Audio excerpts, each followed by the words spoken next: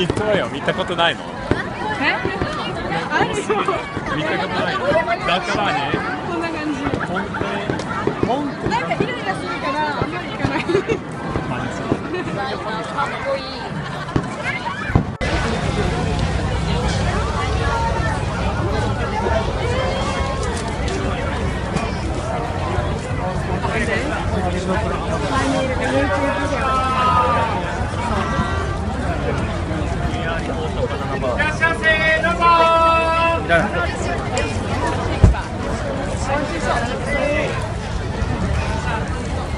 Before I went to the firework festival, I couldn't wear yukata. I don't know how can I wear it by myself.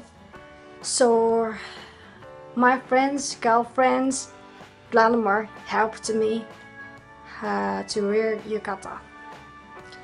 And we went to the festival. It was too many people. I can't move even if I want to get some food, drink. Too many people, we can't get food. Of course the fireworks so good, beautiful. Yeah, cool. But it was too hard.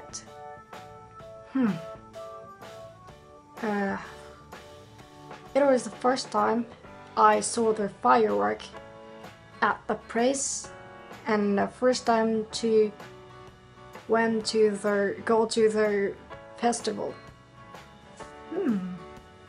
Actually, I don't want to go to the festival next year because too many people crowd. I don't like crowded places. Heat a lot and sweat a lot. Anyway, it was fun and I enjoyed with my friends.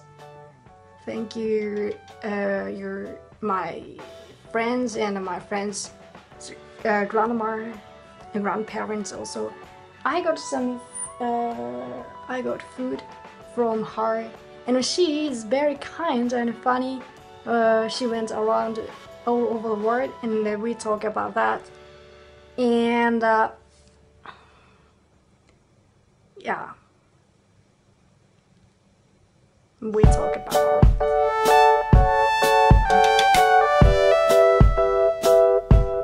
Well, I have to wake up early tomorrow morning because I will go to the beach with friends